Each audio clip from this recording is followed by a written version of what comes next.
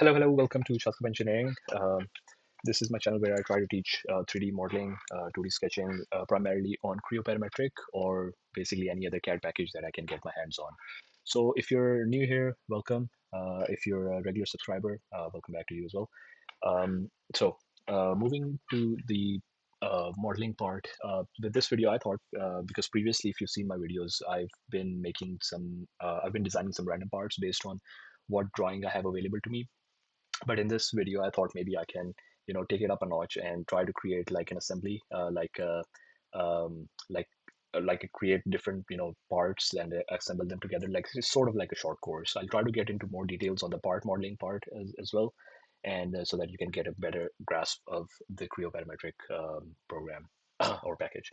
So in this case, if you're an engineering student, obviously you will be familiar with this assembly, which is called a belt roller pulley.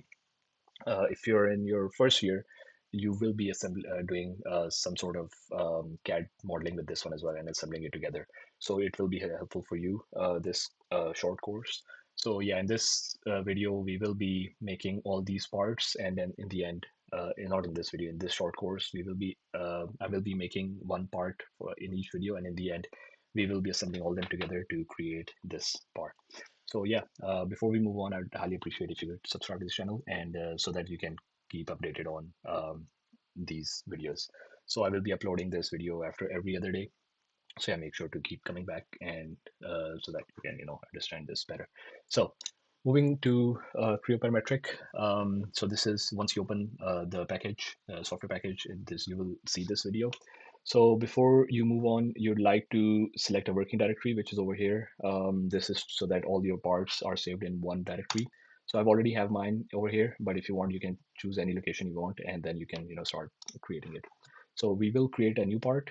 So before we move on, this is the first part we will be making. This is a drawing I found, and you can see I've edited this a bit because with my own dimensions, because I've already modeled it up before making this video, and up some dimensions I was not comfortable with, so I edited my own.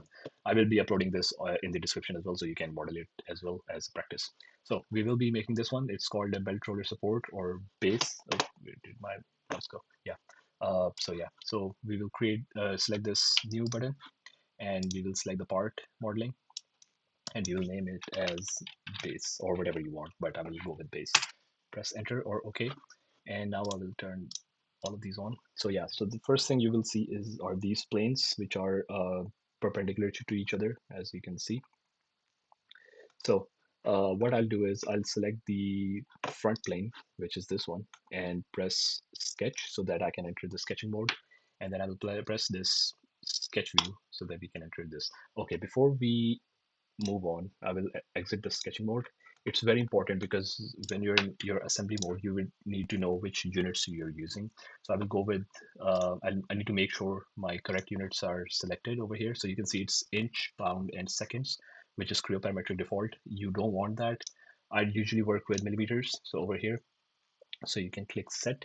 So now you get an option to how to change them. You want to convert the dimensions from 1 inch to millimeters, which so every 1 inch dimension becomes 25.4 millimeters, or you just need to interpret the dimension. So 1 inch becomes 1 millimeter. Since we haven't started anything, doesn't really matter which you choose, but I will go with this one.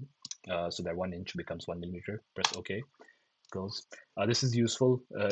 Oops, sorry. So that option was useful if you've already started modeling and then you realize you need to change the unit. So either you can convert your inches to millimeters or just interpret it to from 1 inch to 1 millimeter. So we will select the front plane and then enter the sketching mode again and press this button, which is called sketch view, so that you can be normal to your um, sketching plane. Now I will turn this plane off because I don't really want to see it, and then we can move on with this one. So the way we will sketch this up is we will use this cross-section area to start our modeling. I can explain it to you a bit over here. Okay, so what we will do over here is okay, let me just make it a bit thinner. Okay, so we will start off with we will create a center line, and we will, because you can see over here that this is symmetrical about the central axis. So we will only create one half of the what do you call it, part. Oops, sorry, didn't mean to do that. Start, keep it straight, and I can't make it a straight line. Yeah, like that. We will create this geometry first, and we will obviously dimension it up with whatever dimensions we have in the drawing. And this is the only half we will be creating. And then what we'll do is we'll take this half, we'll select all, and we will mirror it across this axis, and it will create another one over here. So the reason we need to do it is so that we can avoid making the whole thing. It's just a way we can be more efficient with our drawings. So that's the reason behind it. And then after that, once this whole thing is ready, we will extrude it just to make it in a 3D shape so that it can, create a 3D shape of the drawing like that. So that's the way we will proceed with this drawing. So let's get into it. So um, like I said, we will create a like a rough outline of the drawing, um, like that, and you can see all these dimensions coming up nicely. So we've got 124 length in total, and then this is 54. So we will take this one and we will have it. Um, so this is 54 divided by 2 is 27. So we will take this one and make it 27. So one more thing you need to do is, if you've seen my previous videos, what I always do is I select this by clicking the left-hand mouse button and then lock this dimension so that it cannot be changed any further. Now, we will take this dimension, click on this one, hold Control, and then click on this vertex and click on the horizontal dimension. So this will give us this whole dimension up to this point. So we need to have it. So this will be 124 divided by 2 is going to be 62. So we will make this 62.0 and drag it over here. Again, lock this dimension so you're not able to change it anymore. This dimension is going to be this one, 10, the thickness of the cross section. It's going to be 10.0 like that. Lock it. This one is going to be this dimension, which is the thickness over here. You can see. So we'll change it back to 3.0 like that. Lock it again. Now this one is also 3, but instead of making it a dimension, what I'll do is I'll hold Control and select both of them, and I will click on the equal constraint, which will make them both equal. So you can see this symbol coming up, which is an equality constraint, which makes both of these dimensions as 3. So if you change this one to 5, you can see this one has changed as well. So I'll bring it back to 3. So it's just a way not to introduce additional dimensions if you don't want to. Now, okay, so this dimension and this dimension, this length basically are also the same. So I'll also make these equal. So hold Control, select both of these and press that. So that now you've got an equality constraint over here as well. Now, I think that we're all done here. So this is 10. Yeah, this is 3. Okay, so what I'll do now is what I've already told you. So we'll select this part and mirror it across this axis. Yeah, or a center line, whatever you want to call it. So we'll make a center line around here like that, and we'll select all of these and use this mirror command to mirror it across these over here. So it says, once you've selected it, it says select a straight sketch entity and edge or curvature to mirror about. So I'll select this, and now you can see it's mirrored about this one. Now you can see it's introduced this dimension. I don't really want it. So I want this 124 from this edge to this edge. So it's only giving me this one. You can see over here, I've crossed it out because I don't really want this one. I need the whole dimension.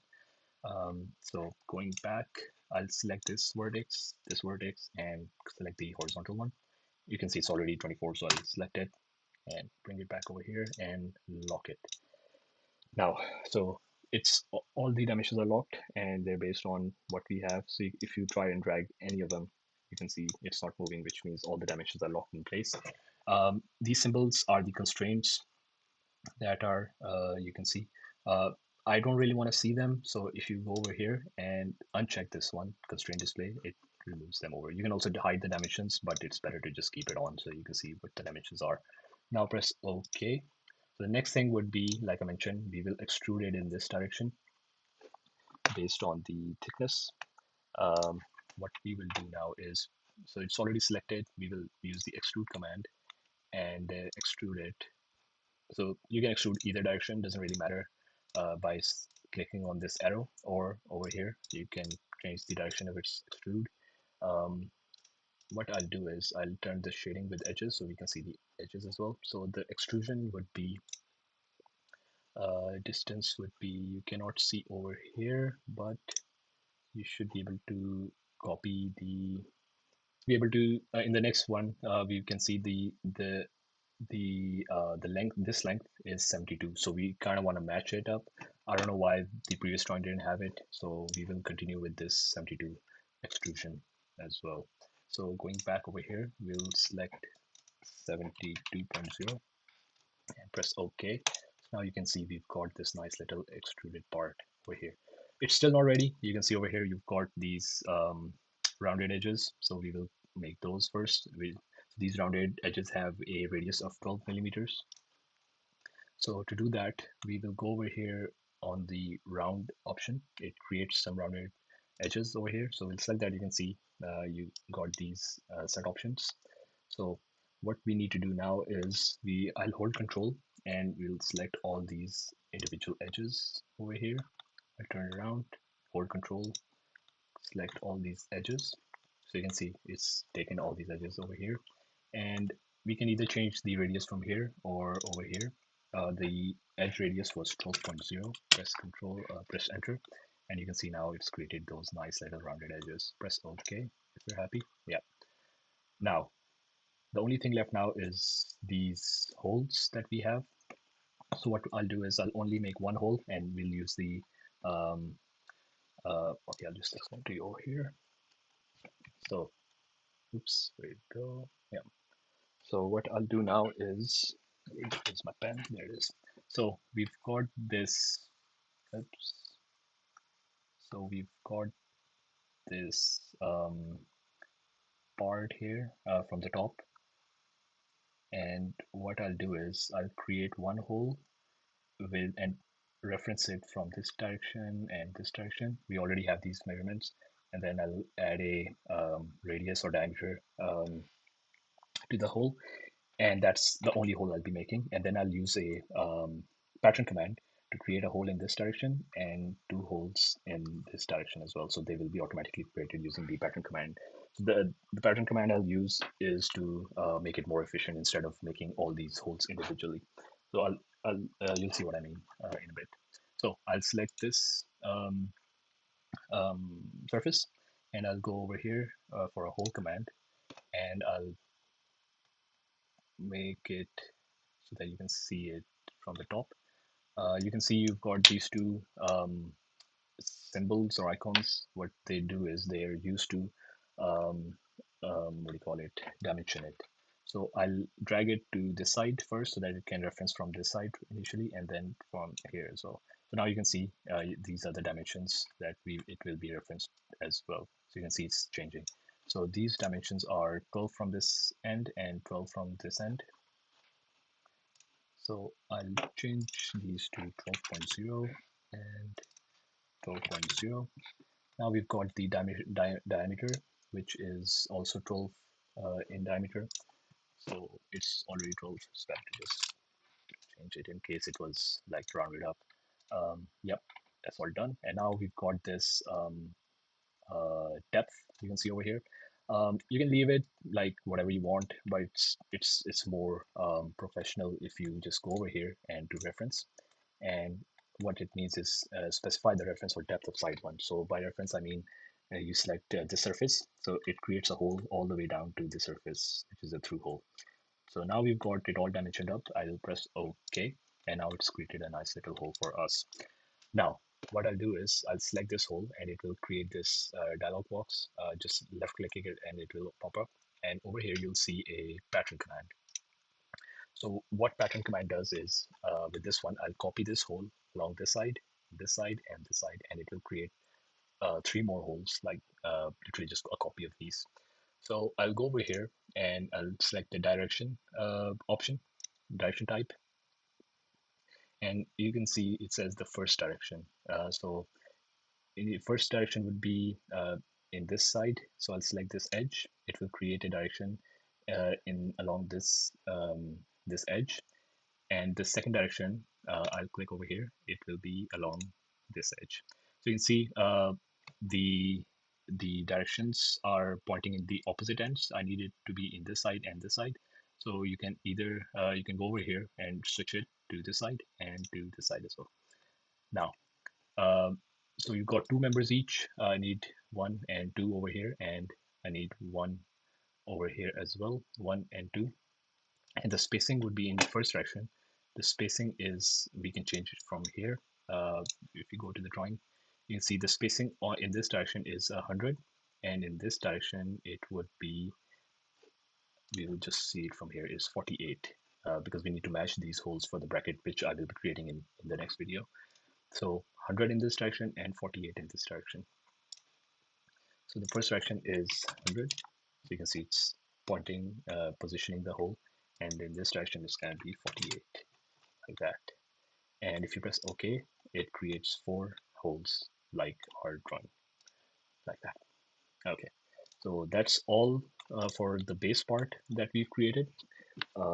If you like this video, if you've got any questions, pop them in the comment section. I will also attach this drawing in the description of this video. And yeah, in the next video, I will be creating another part, which will, again, is part of the assembly, the total assembly. And if you like this video, give me a thumbs up if you want, and make sure to subscribe to this channel to keep updated. So yeah, I'll catch you in the next video, and I'll see you later.